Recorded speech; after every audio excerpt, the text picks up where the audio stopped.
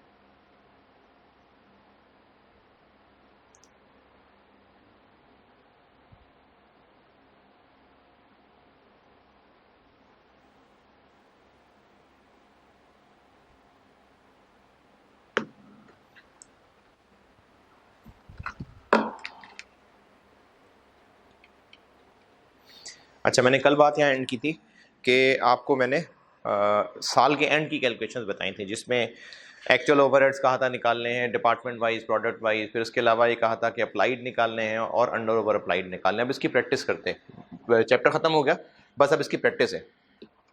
2 को सवाल अभी क्लास में करा दूंगा, बाकी ये कि होमवर्क कर लेंगे।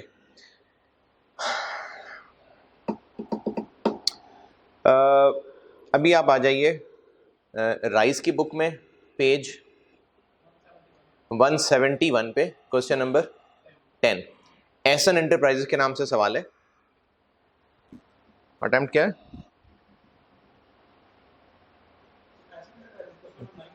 नाइन है, क्वेश्चन नंबर 9, 10 नहीं। 170 पेज पे क्वेश्चन नंबर 9, एसन एंटरप्राइजेस। अटेम्प्ट कौन सी? 2010 अटेम्प्ट का सवाल है। और जिनके पास पैक की बुक है उसमें भी ये सवाल था और उसमें प्रैक्टिस क्वेश्चन 5 था।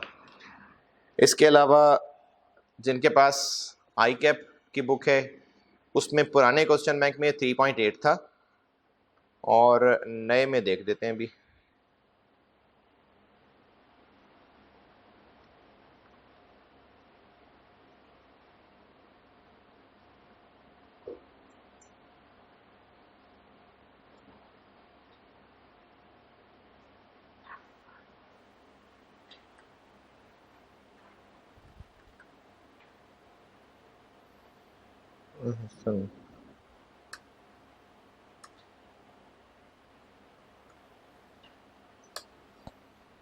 हाँ जी, पेज नंबर 43 पे एग्जाम्पल 1 है।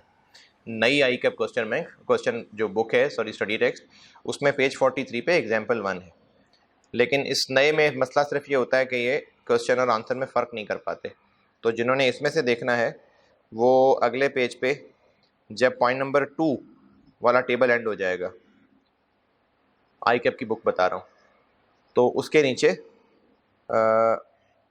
रेट ऑफ डेप्रिसिएशन दिया हुआ है और calculations that would be required to determine the effective overhead rate on various bases are as follows। ये यहाँ से ऑनवर्ड सोल्यूशन छोड़ दीजिएगा और इसकी रिक्वायरमेंट है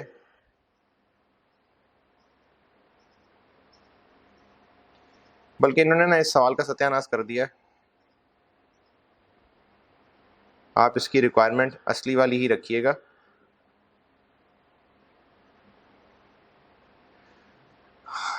अच्छा, जिनके पास ये पैक या राइस दोनों की बुक नहीं है उसमें से कोई यार ये सवाल कॉपी ना ग्रुप में डाल दे, पिक्चर ग्रुप में डाल देना। जो इसकी रिक्वायरमेंट है असली, वो नए आई कैप की बुक के अंदर अजीब गटमट कर दी हुई है, तो आप असली रिक्वायरमेंट पे रहें तो बेहतर है। चले पढ़ लें सवाल। ये मैं बोर्ड पे करता हूँ। इसकी रिक्वायरमेंट क्या है? हाँ सही है, इसकी रिक्वायरमेंट सही है, नई बुक में गड़बड़ कर दी है। ये सवाल पढ़ लीजिए, मैं करता हूँ बोर्ड पे।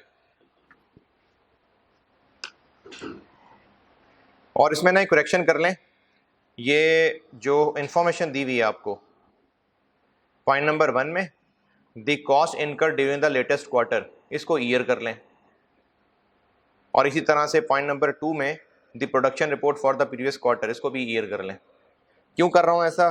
क्योंकि नीचे जो सबसे एंड पे डेप्रिसिएशन का रेट दिया हुआ ना, वो पर एनम दिया हुआ, तो इसके सोल्यूशन में उन्होंने इसको इस चीज़ को इग्नोर कर दिया कि ये पर एनम था, गलती हो गई होगी। तो सोल्यूशन चेंज करने की बजाय सवाल ही रखें कि जो ऊपर जो क्वार्टर क्वार्टर दिया हुआ है उसको हम ईयर कर लेते हैं।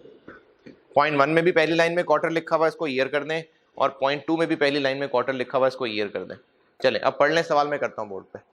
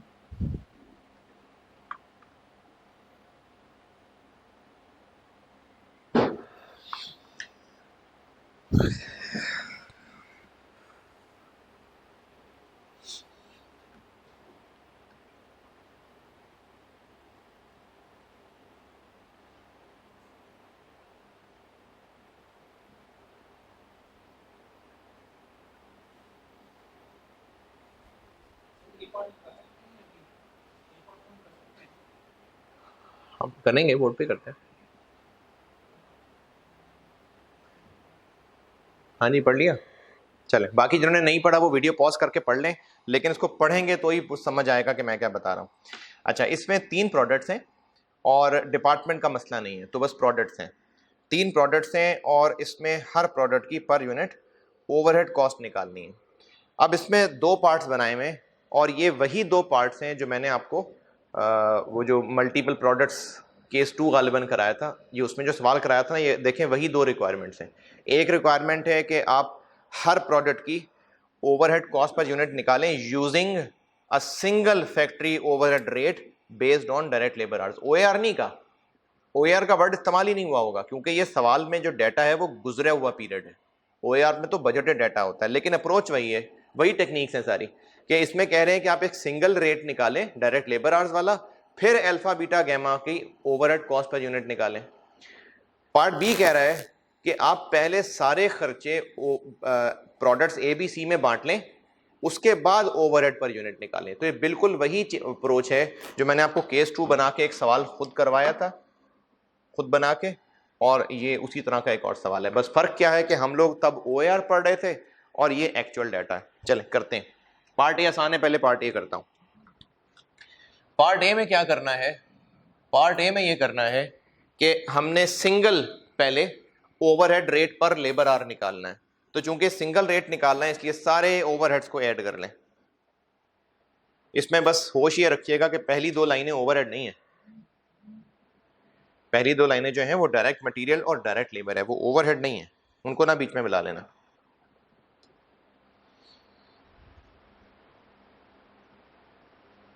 तो अगर आप डायरेक्ट मटेरियल और डायरेक्ट लेबर छोड़ के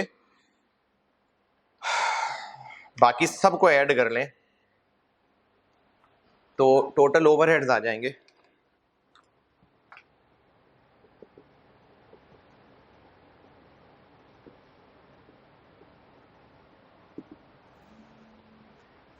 total overheads divided by total labour hours.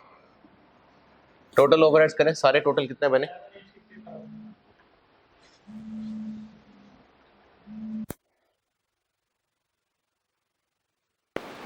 Total सारे ओवरहेड्स ऐड करिए। 9488। ये डायरेक्ट मटेरियल और डायरेक्ट लेबर की लाइन छोड़ देना तो बाकी सारे ओवरहेड्स हैं। लेबर आवर्स ये नहीं दिए हुए, लेकिन ये भी जो मैंने कल केस 1 का सवाल केस 2 का कराया था बिल्कुल वैसे ही है। हम निकाल लेते हैं डायरेक्ट लेबर आवर्स। ए के कितने यूनिट्स हमने बनाने बनाए, सॉरी, हमने ए के कितने टोटल यूनिट्स बनाए? 12,000। एक यूनिट पे कितना लेबर आवर लगते हैं? 20। 20 20, अच्छा ज्यादा नहीं। अच्छा ठीक है, वो मशीन आवर्स थे। 20 कितने हो गए? 240,000। बी के कितने यूनिट्स बनाए और एक यूनिट पे कितने घंटे लगते हैं? तो कितने घंटे टोटल लगे होंगे? 100,000। जी के कितने यूनिट्स बनाए? 45, 100,000। 1000। एक पे कितना टाइम लगता है? 4। तो टोटल कितने घंटे लगे होंगे? 180,000। तो ए बी और जी पूरे साल बनाने में हमें इतने घंटे लग गए, तो टोटल घंटे इतने लगे 560,000। 560,000 520। फिर देख ले यार,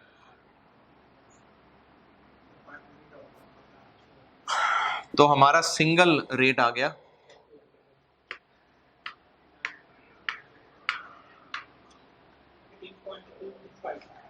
18.25 पर आवर। और इस एक सिंगल को यूज करके हम निकाल लेते हैं ए बी और जी की पर यूनिट ओवरहेड कॉस्ट। इसको यूज कर लेते हैं तो ओवरहेड कॉस्ट पर यूनिट हो जाएगी ए के एक यूनिट में कितने घंटे लगते हैं? 20 और एक घंटा है 18.25 वाला।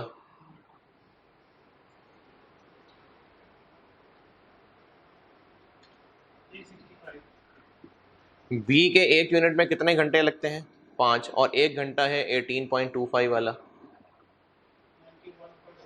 91.25। जी के एक यूनिट में कितने घंटे लगते हैं? 4 और एक घंटा है 18.25 वाला। ये पार्ट ए कि using a single overhead per labour hour calculate overhead cost per unit of each product. तो ये बिल्कुल जैसे मैंने कल केस 2 कराया था, ये वही चीज आ गई। नहीं नहीं, ऐड क्या करना, बस ठीक है।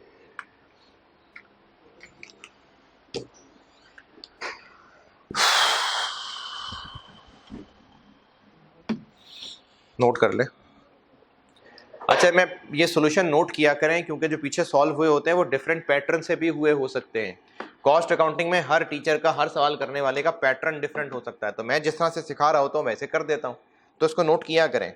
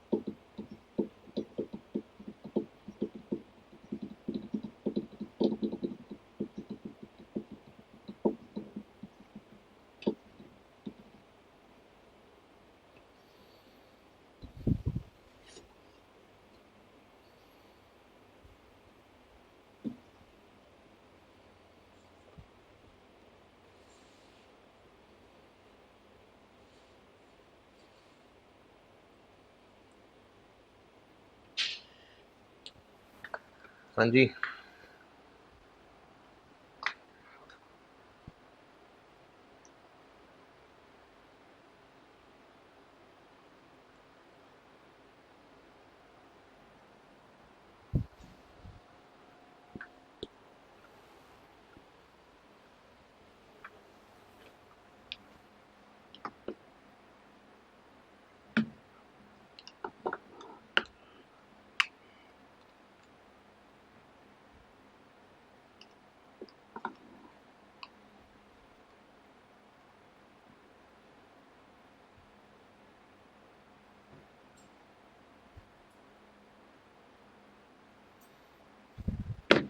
नोटेड। चलें अब पार्ट बी करते हैं। पार्ट बी क्या है कि पहले खर्चे प्रोडक्ट वाइज बांट लेने हैं, उसके बाद ओवरहेड पर यूनिट निकालना है।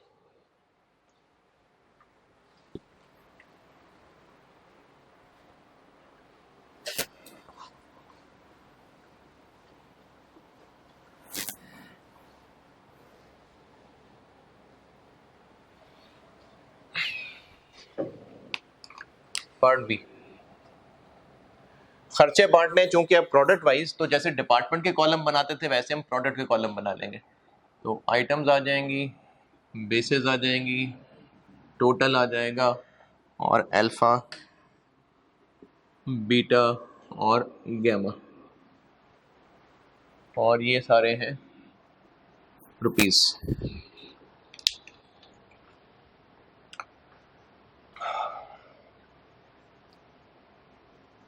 अब हमने पहले ओवरहेड्स प्रोडक्ट वाइज बांटने हैं, फिर जब प्रोडक्ट वाइज ओवरहेड्स बंट चुके होंगे तो फिर उनके अपने अपने यूनिट से डिवाइड करेंगे तो पर यूनिट आ जाएगा। ये सवाल ओएआर का नहीं है क्योंकि लेटेस्ट ईयर गुजरे हुए पीरियड का डाटा, इसलिए आप देखिए रिक्वायरमेंट में ओएआर भी नहीं है।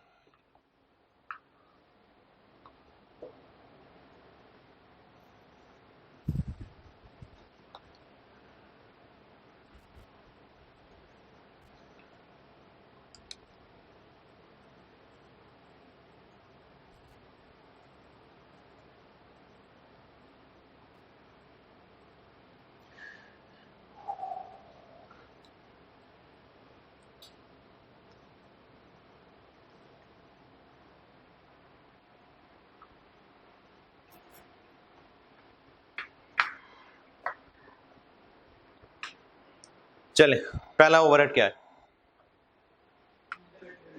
Indirect wages.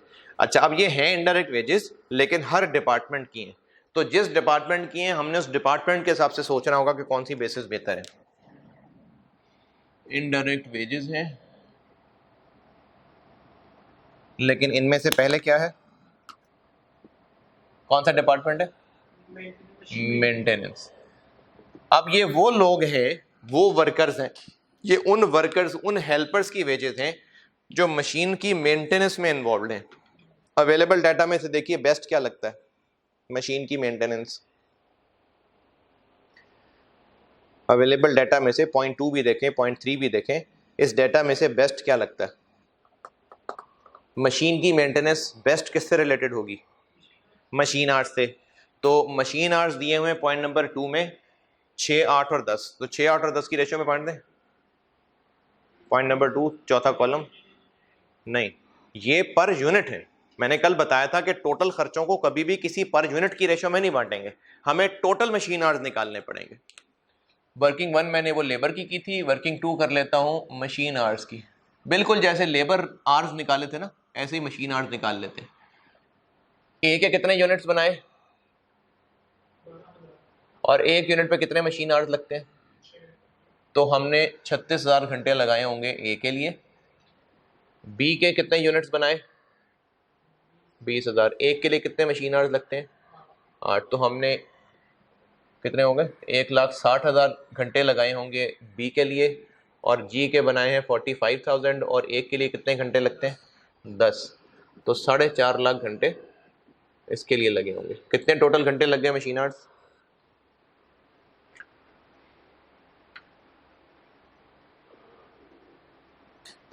ये फिगर्स ठीक है, मैंने कोई कैलकुलेशन में गलती तो नहीं कर दी? देखें 36 नहीं है, सॉरी, 12 6 72 72।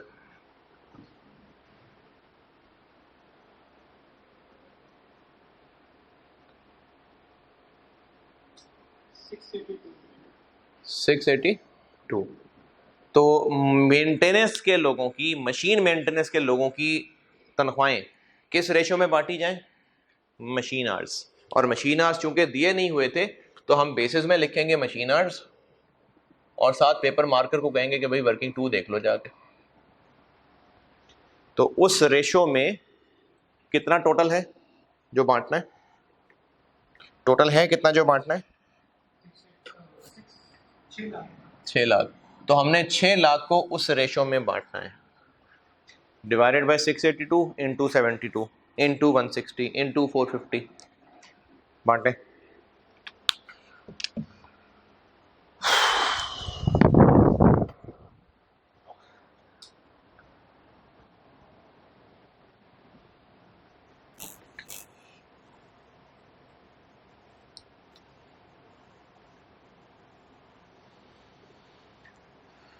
यार मैंने खेल खेल के तो कवर फाड़ देना सारा।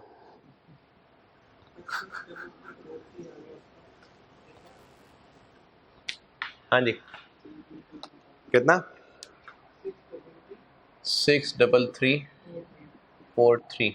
बी का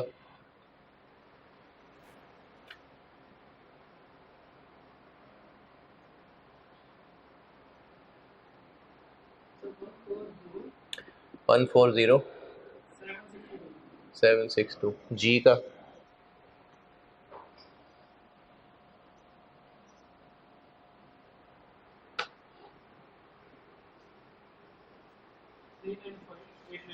395894।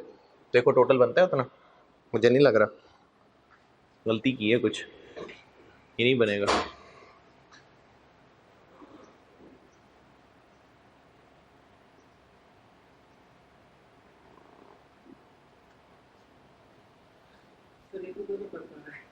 किसको कर लूं बताओ? इसको कर लेते हैं 5। चले आगे, अगला खर्चा कौन सा है? अगली वेजेस किन लोगों की हैं?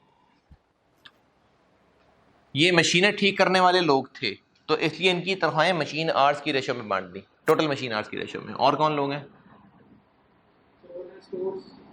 स्टोर्स। अच्छा आप देखें जो स्टोर्स में, स्टोर के अंदर हेल्पर्स होते हैं। जैसे अगर आप किसी बड़ी शू स्टोर पे जाएं तो वहां के हेल्पर्स क्या कर रहे होंगे? स्टोर में जो है, शू स्टोर पे जाएं किसी बड़े, उधर जो हेल्पर हैं स्टोर में बैठे हुए वो क्या कर रहे हैं? जूते पकड़ा रहे हैं ना। वो स्टोर में हमें जो जूते दिखा रहा होता है ऊपर आवाज लगा रहे हैं इसका 9 नंबर फेंको भाई, इसका 10 नंबर फेंको। तो जो स्टोर वाला है वो डब्बे उठा उठा के फेंक रहा होता है, वापस रख रहा होता है। तो ये स्टोर के लोग हैं। किस प्रोडक्ट के लिए कितने ज्यादा लोगों की तनख्वाहें? कैसे देखें? जिस प्रोडक्ट के जितने डब्बे उठा के रखे होंगे उतनी ही तनख्वाहें होनी चाहिए ना। तो ये जो सवाल के पॉइंट नंबर 3 में सेकेंड लास्ट लाइन है, ये यही बता रही है कि मटेरियल यानी स्टोर्स कितने कितने रुपए का प्रोडक्ट ए में इस्तेमाल हुआ, कितना बीटा में, कितना गेमा में। दोबारा सुने, स्टोर कंजम्पशन क्या है? ए बी और जी में कितना कितना ये स्टोर से निकाल के चीजें इस्तेमाल की। तो वो जो चीजें इस्तेमाल कर रहे थे वो स्टोर से यही लोग तो निकाल के दे रहे थे। तो बेस्ट रिलेशन क्या बनता है? इसी की रेशो में बांट दें। तो स्टोर कंजम्पशन की रेशो में बांट देते हैं। स्टोर कंजम्पशन टोटल कितना है जो बांटना है? 360,000। तो 360,000 को ये स्टोर कंजम्पशन जो दी हुई है सेकंड लास्ट लाइन में उसकी रेशो में बांट दें।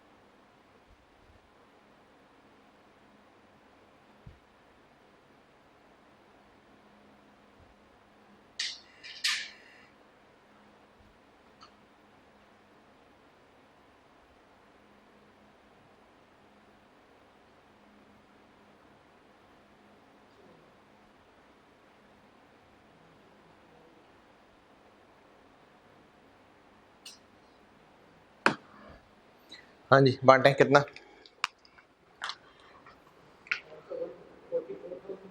144, 144,000, 54,000, 162,000। देखो बनता है 360। चल अगली दिहाड़ियाँ किन लोगों की हैं? क्वालिटी कंट्रोल वाले। क्वालिटी कंट्रोल वाले लोग क्या करते होंगे?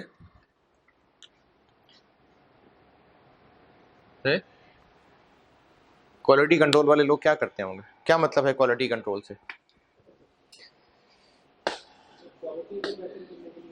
क्वालिटी कंट्रोल कैसे करते होंगे वो?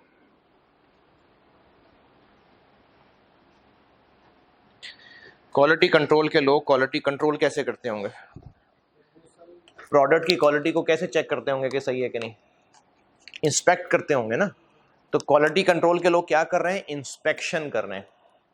तो क्वालिटी कंट्रोल के लोगों की तनख्वाहें देखें, अवेलेबल डाटा में से बेस्ट क्या लग रहा है?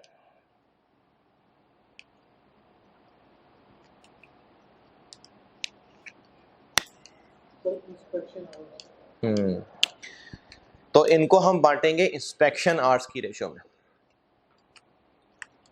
अच्छा अब इसमें ना इंस्पेक्शन का वर्ड 2 दफा इस्तेमाल हुआ है। एक पॉइंट नंबर 2 में इंस्पेक्शन आवर्स आ रहे हैं और एक पॉइंट नंबर 3 में हाँ, अब ये इंस्पेक्टेड का वर्ड 2 दफा आ गया। मैं आपको लेबर वाले चैप्टर में एक्सप्लेन करूंगा, उससे पहले ये दोनों बातें दोबारा सुन लें। इंस्पेक्शन आवर्स से क्या मुराद है? जितना टाइम इंस्पेक्शन में लगा। और नंबर ऑफ यूनिट्स इंस्पेक्टेड से क्या मुराद है? जितने यूनिट्स उन्होंने चेक किए। उन्होंने सारे यूनिट्स नहीं चेक किए होंगे, सैंपल बेसिस पे चेक किए होंगे।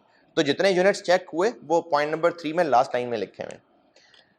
आगे चल के लेबर वाले चैप्टर में मैं आपको ये चीज बताऊंगा, आसान है भी बता देता हूं थोड़ी सी, कि जो वर्कर्स होते हैं ना लेबर, इनको जो हम सैलरीज या वेजेस देते हैं, नॉर्मली 2 सिस्टम्स चलते हैं।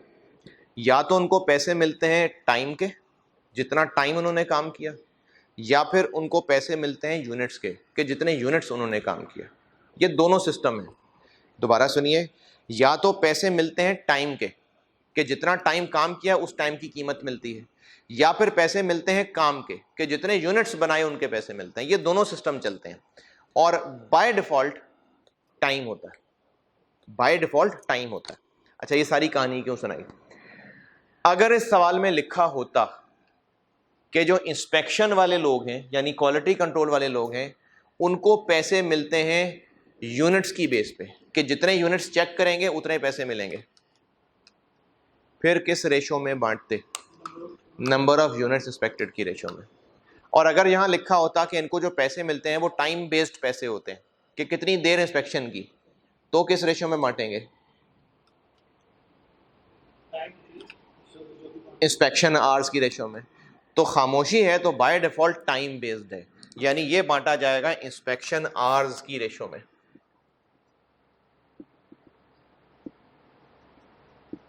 वर्किंग 3। तो इसको बांट दें इंस्पेक्शन आवर्स पर यूनिट 2, 3, 4 की रेशो में। नहीं, वो पर यूनिट है, तो इसके लिए हमें टोटल आवर्स निकालने पड़ेंगे। Working 3 inspection hours. ए के कितने यूनिट्स? ये वो यूनिट्स हैं जो बने हैं, ये जज्बाती आंसर है। हमने इंस्पेक्शन आवर्स निकालने। ए के कितने यूनिट्स इंस्पेक्ट हुए हैं? सारे नहीं इंस्पेक्ट हुए, 12,000 तो बने हैं। इंस्पेक्ट कितने हुए हैं? 600। तो 600 यूनिट्स इंस्पेक्ट हुए हैं और एक यूनिट की इंस्पेक्शन पे कितना टाइम लगता है? 2 घंटे, तो 1200 घंटे लगे। बी के कितने यूनिट्स इंस्पेक्ट हुए?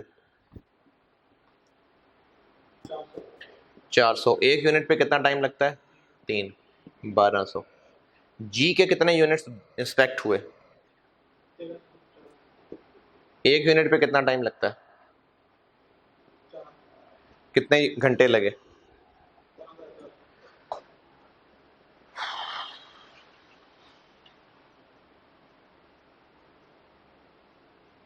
इतने इंस्पेक्शन आवर्स लगे हैं।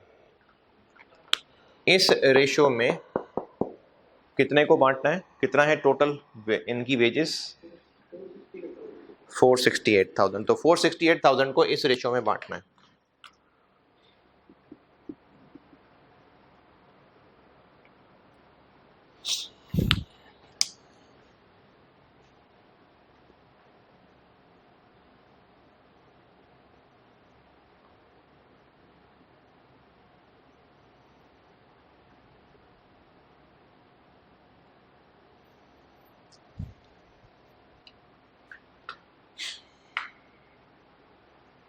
जी ए में कितना? 72,000। बी में फिर 72,000। जी में 324। और चौथी वेजेस हैं सफाई वालों की। अब ये जो सफाई वाले हैं ये क्या सफाई करते हैं? किस चीज़ की सफाई करते हो? ज़मीन की, एरिया की सफाई करेंगे। तो जब एरिया की सफाई करेंगे तो फिर बेस्ट बेसिस क्या होनी चाहिए?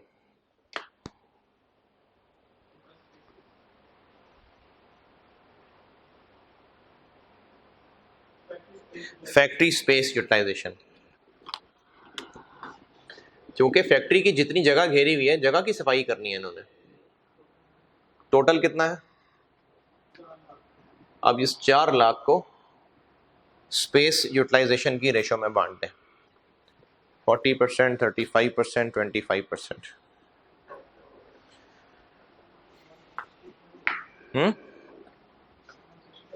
160,000, 140,000,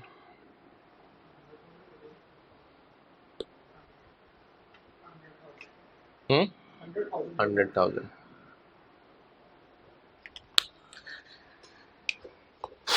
ये हमने बांट दी इनडायरेक्ट वेजेस।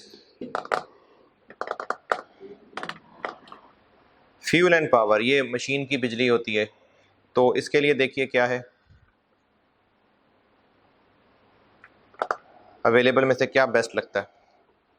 मशीनों की बिजली, मशीनों का फ्यूल।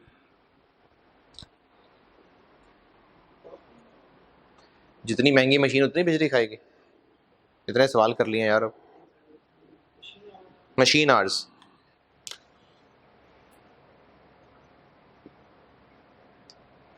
फ्यूल एंड पावर को मशीन आवर्स में बांटेंगे। मशीन आवर्स वही जो हमने वर्किंग 2 में निकाले हुए। टोटल पावर कितनी है? 2,80,000, 28 लाख।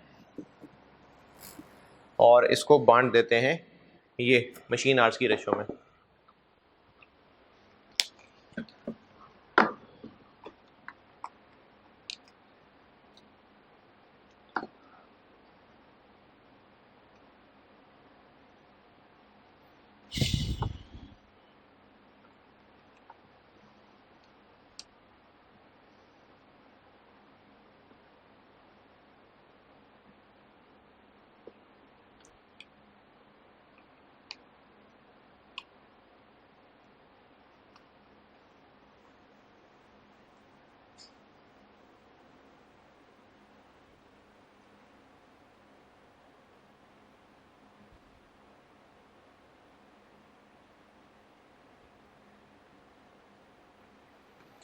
जी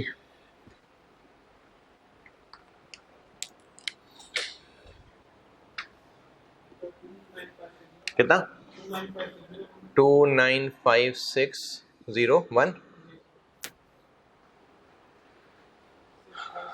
656,891।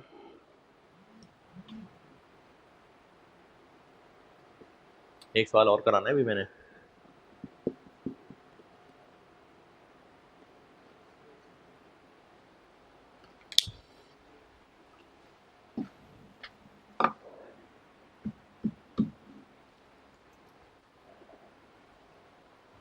गड़बड़ नहीं हो गई कुछ? पक्की बात है? 184750। पूरा नहीं बनेगा ये।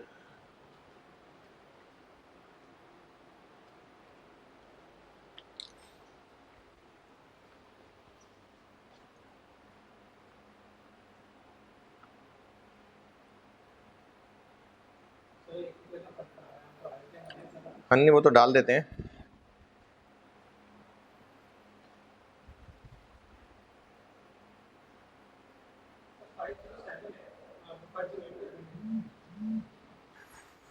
किधर 507 है, 8 कर देते हैं। फ्यूल एंड पावर के बाद क्या? फ्यूल एंड पावर के बाद है डेप्रिसिएशन। डेप्रिसिएशन किस रेशियो में बांटे?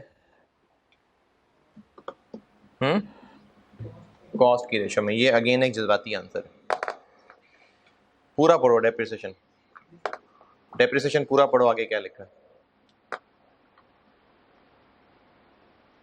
Depreciation, depreciation on plant and machinery and building, ये दो डेप्रिसिएशन दी हुई है मिला के, तो इन दोनों को मशीनरी की रेशियो में थोड़ी बांट देंगे।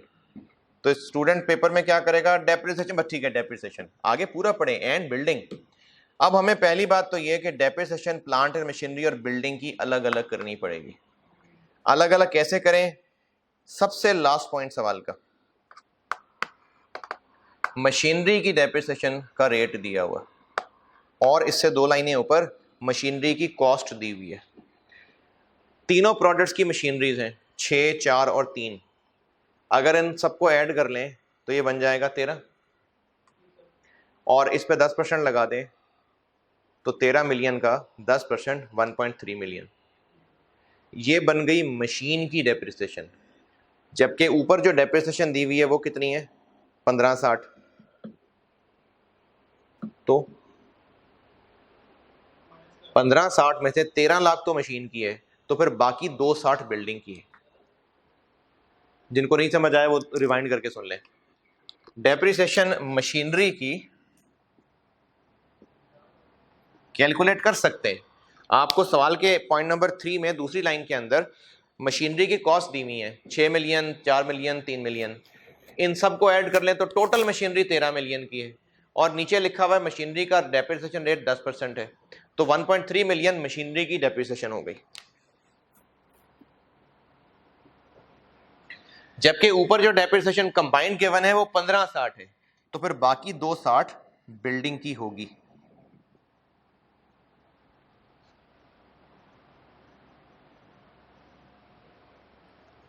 ये डेप्रिसिएशन 2 में तोड़ ली। क्यों तोड़ी 2 में? इकट्ठे रहने देते, क्योंकि बांटने की बेसिस अलग है। बिल्डिंग का खर्चा किस रेशियो में बांटे? बिल्डिंग से रिलेटेड हर खर्चा किस रेशियो में बटेगा? स्पेस। तो बिल्डिंग की डेप्रिसिएशन बांट देते हैं फैक्ट्री स्पेस में, और जो प्लांट एंड मशीनरी है ये तो कहा हुआ है कि 10% ऑफ कॉस्ट है।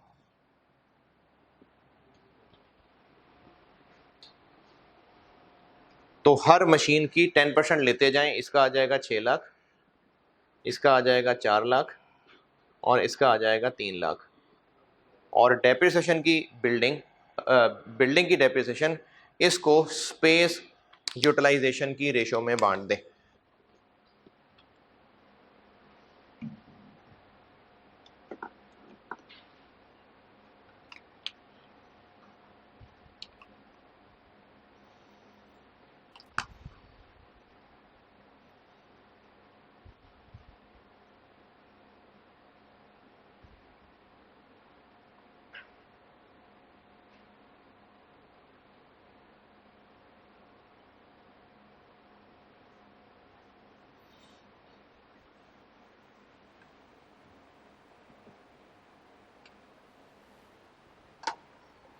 दो 60 को स्पेस यूटिलाइज्ड की रेशो में बांटा है।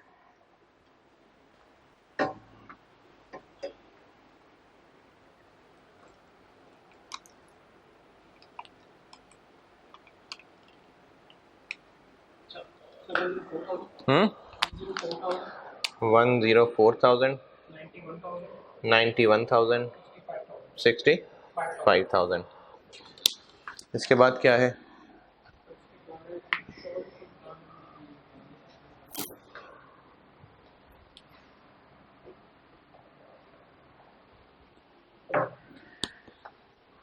इंश्योरेंस है प्लांट एंड मशीनरी। इंश्योरेंस के लिए याद रखिएगा, इंश्योरेंस वैल्यू की होती है।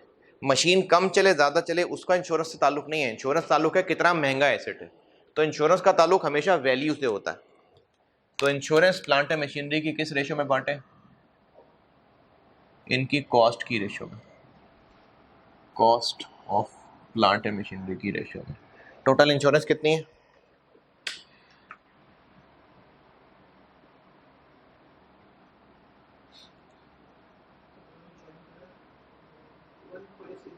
वन 1560000। अच्छा, इसी तरह आगे बस उसको समेटते हैं सवाल को। आगे नीचे क्या है? इंश्योरेंस बिल्डिंग की है ना। बिल्डिंग की इंश्योरेंस, बिल्डिंग का खर्चा है, किस रेशो में बांटे? बिल्डिंग का खर्चा है 1560 नहीं है, 240,000। पक्की बात है। बिल्डिंग की इंश्योरेंस कितनी है? 60,000। बिल्डिंग के खर्चा किस रेशो में बांटे? Space utilised. बिल्डिंग का खर्चा है ही स्पेस से लिंक। और क्या है? स्टोर्स गिवन है, वो नीचे गिवन है, गिवन है 7 लाख। और स्टोर्स गिवन है 7 लाख। नहीं 7 नहीं है, 720 है। अच्छा, और 270,000 और 810,000। और क्या ओवरहेड्स है? और ओवरहेड्स खत्म बस। रेंट टैक्सेस,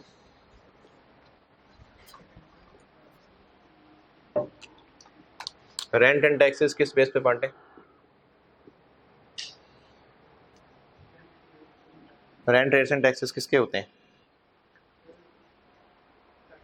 बिल्डिंग के। तो बिल्डिंग का खर्चा किस रेशियो में बांटे? Space utilised. और क्या ओवरहेड है? बस ये बात बांट ही लेंगे, इनको बांटेंगे, फिर सारे ओवरहेड्स प्रोडक्ट वाइज बांट गए। अब क्या करें आगे? रिक्वायर्ड क्या था? Overhead cost per unit. हर प्रोडक्ट के ओवरहेड्स बांट लिए, अब किससे डिवाइड करते हैं? सारे ओवरहेड्स आ जाएंगे ना, अब इनका ग्रैंड टोटल आ जाएगा। ओवरहेड पर यूनिट कैसे निकालें? हर एक के यूनिट्स प्रोड्यूस से डिवाइड कर दें। बस हो गया सवाल। चलें एक और करा देता हूं।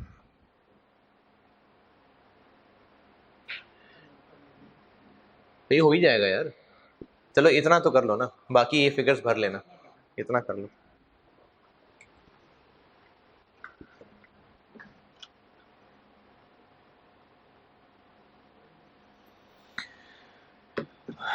जाहिद कबीर साहब की क्लास 1:30 चलो 10 मिनट चाय शाय पिलाओ उनको।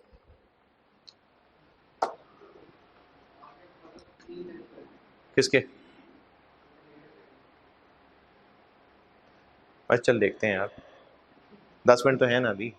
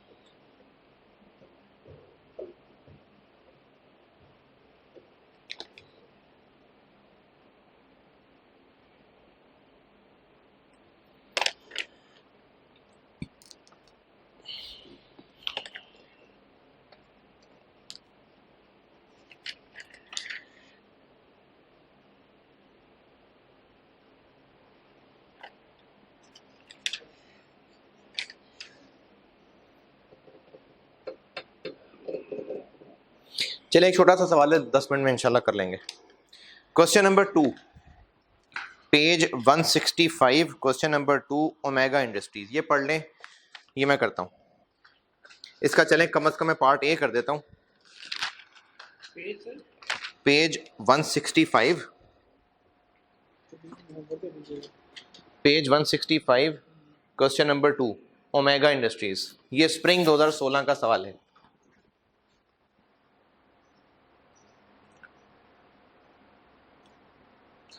पैक की बुक में ये प्रैक्टिस क्वेश्चन 2 था। जिनके पास पैक की बुक है उसमें ये प्रैक्टिस क्वेश्चन 2 था।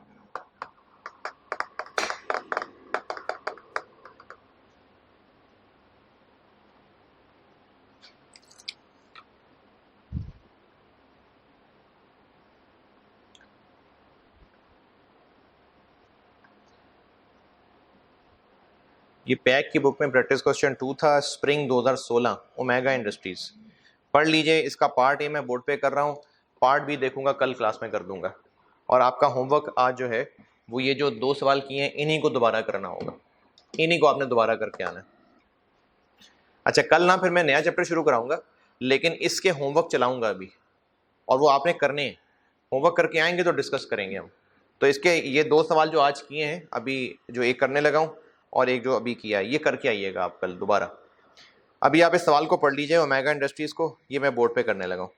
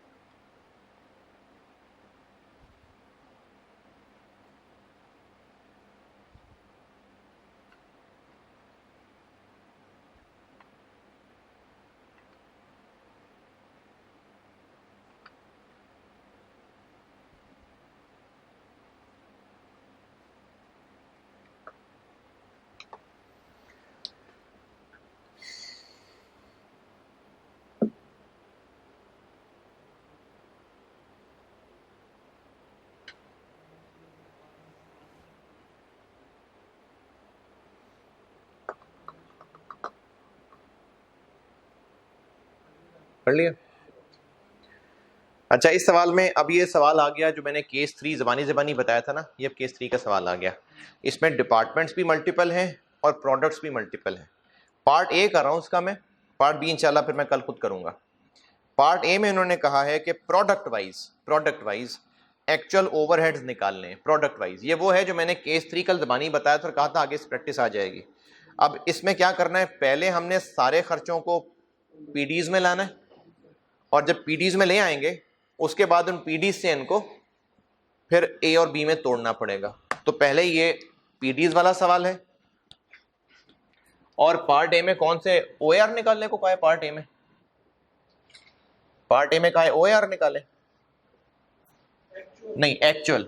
तो हमने एक्चुअल ओवरहेड्स लेने जो कि दिए भी हुए हैं और उनको बांटना है पहले पीडीज में और एसडीज में। क्या क्या है पीडी? प्रोडक्शन, फैब्रिकेशन,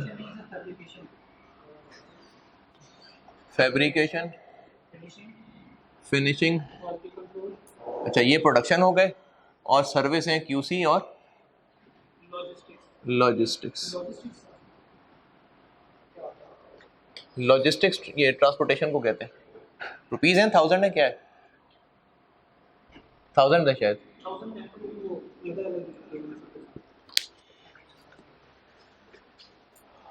तो 4 डिपार्टमेंट थे, इनके कॉलम बना लिए, और अब इनमें हम एक्चुअल खर्चे बांटते जाते हैं। इनडायरेक्ट लेबर गिवन है, इनडायरेक्ट लेबर गिवन है, ये गिवन है 3600, फैब्रिकेशन का 1500, फिनिशिंग का 1200, 500, 400। फैक्ट्री का रेंट, और फैक्ट्री का रेंट है किस बेस पे, क्या बेस्ट लग रहा है? फैक्ट्री का रेंट है, क्या बेस्ट बेसिस लग रही है अवेलेबल में से?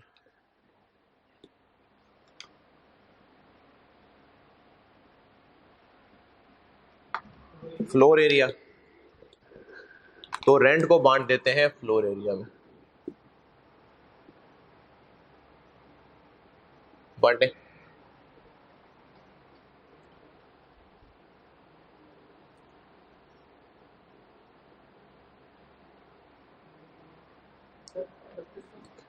बत्तीस सौ, 2000, क्या हो गया? टोटल कितना है? तो इसको 3200 कैसे बांट दिया?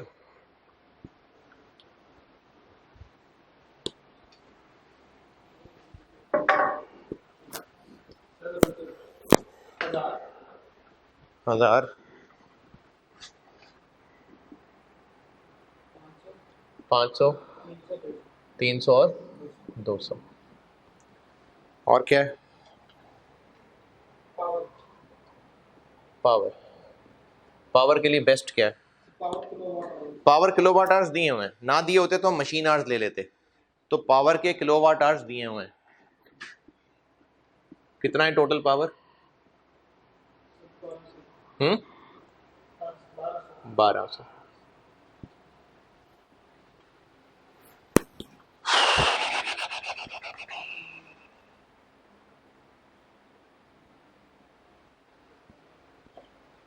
अब इसको किलोवाट आवर्स की रेशियो में बांट दें तो 600 आ जाएगा, और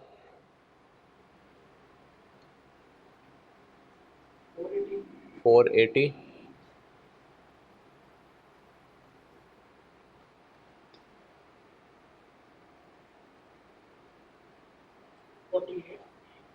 40। अच्छा बस,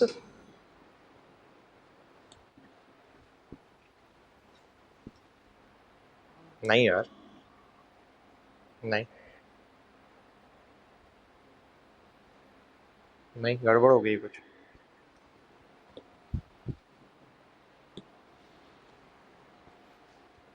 1200 को बांटना है 50,000, 40,000, 4,000 और 6,000 की रेशो में।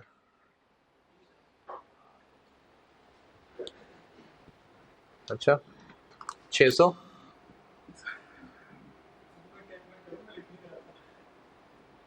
600, 480, 48 और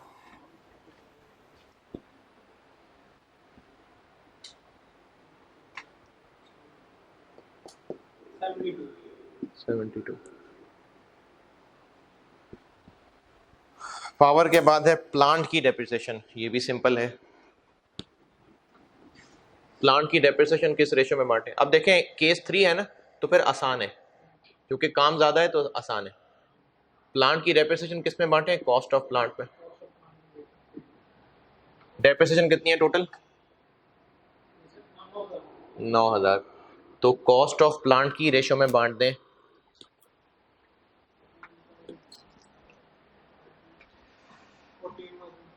48,000, 48,000,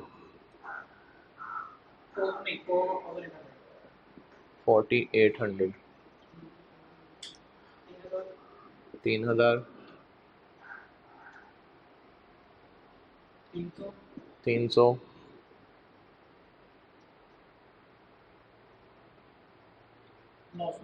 900। और कोई ओवरहेड? बस इनका कर लेते हैं टोटल, इन चारों के टोटल।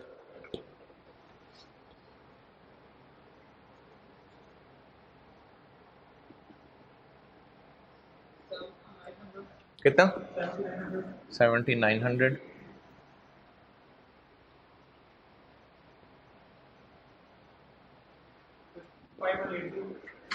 5180। बस 5-7 मिनट और। 1148 15। अगला काम क्या होता है?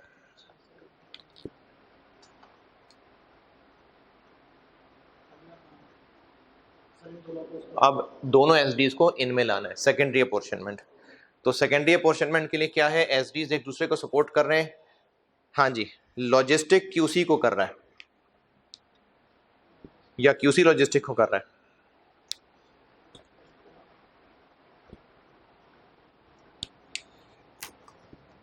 हाँ जी। अच्छा, अब जब लॉजिस्टिक क्यूसी को कर रहा है तो पहले किसको बांटे, और क्यूसी नहीं कर रहा यानी वन वे है, तो पहले किसको बांटे? पहले लॉजिस्टिक को बांट लेते हैं। लॉजिस्टिक को बांट लेते हैं, एक 1572 यहाँ नेगेटिव लिख लेते हैं। और इसको किस परसेंटेज में बांटना है?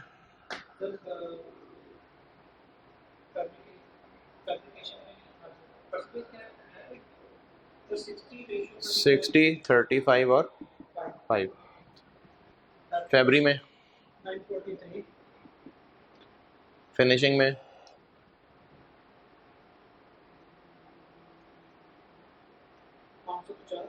550, क्यूसी में 759। अब बांट लेते हैं क्यूसी को। क्यूसी कितना बटेगा?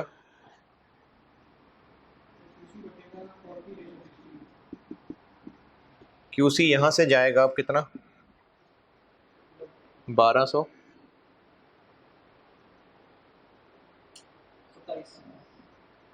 यहां से आउट होगा और इनमें 40 60 बन जाएगा। 491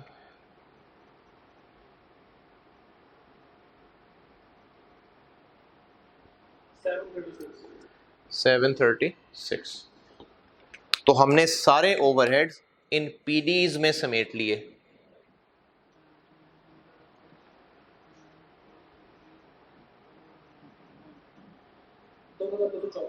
दो दो दो चार, नहीं यार, ये 7900 है।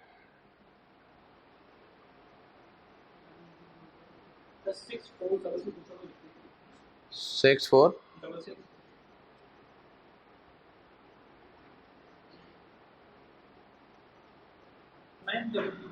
9334। बस खत्म हो गया सवाल। डिपार्टमेंट वाइज बांटने को कहा है।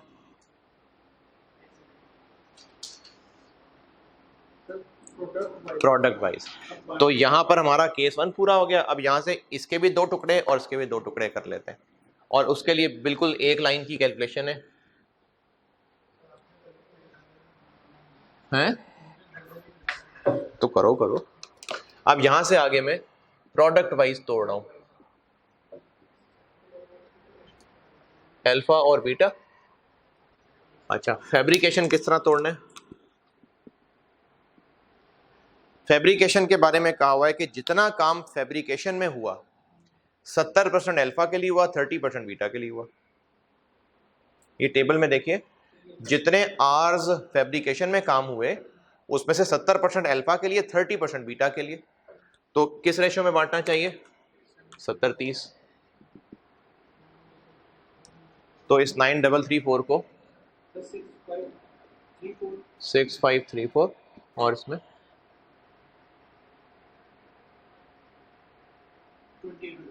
2800।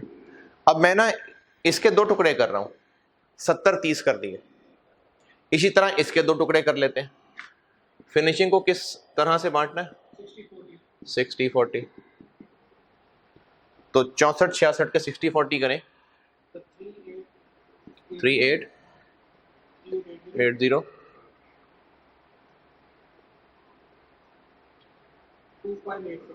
2586। बस ये हो गया ख़त्म पार्ट ए। ये बन गया 10 414 और ये बन गया 5 बस। ये पार्ट ए। तो आपने पार्ट ए करके आना है दोबारा, और क्या है, और नहीं पार्ट बी नहीं, पार्ट बी मैं करूंगा। ये आपने जो जो जो आज मैंने क्लास में किया ना, यही आपका होमवर्क है, यही आपने दोबारा से करना है। जी जी। और आप लोगों के लिए अब मैं अगला टॉपिक ला रहा हूं, सब्र। बल्कि हाँ, इसमें जुल्म एक हदीस में सो गई थी। सही बुखारी में रिवायत है, सैयदना अबू मूसा रज़ियल्लाहु ताला अन्हु से रिवायत है कि लोगों ने पूछा, ए अल्लाह के रसूल सल्लल्लाहु अलैहि वसल्लम, किसका इस्लाम अफजल है? तो आप सल्लल्लाहु अलैहि वसल्लम ने फरमाया, जिसके ज़बान और हाथ से मुसलमान सलामती में रहें। इस्लाम अफजल है यानी बेहतर है। और इसमें आप सल्लल्लाहु अलैहि वसल्लम ने जवाब में इबादात नहीं बताई, क्योंकि वो तो बुनियाद है। बिल्डिंग किसकी ऊंची है? जिसके ज़बान और हाथ से मुसलमान सलामती में है। ज़बान से कैसे? ये जो हम ताने मारेंगे, गालियां देंगे, जलील करेंगे, ये ज़बान है। तो अगर आप इसका चेक ऐसे रख लें कि अगर आप किसी महफिल में बैठने से इसलिए कतरा रहे हैं कि फ़लाना शख्स जो है वो बड़ी सख्त बातें करता है, तो फिर उसकी ज़बान से लोग महफूज नहीं हैं। अल्लाह हाफ़िज़ जी, अगली क्लास में मुलाकात होगी इंशाअल्लाह।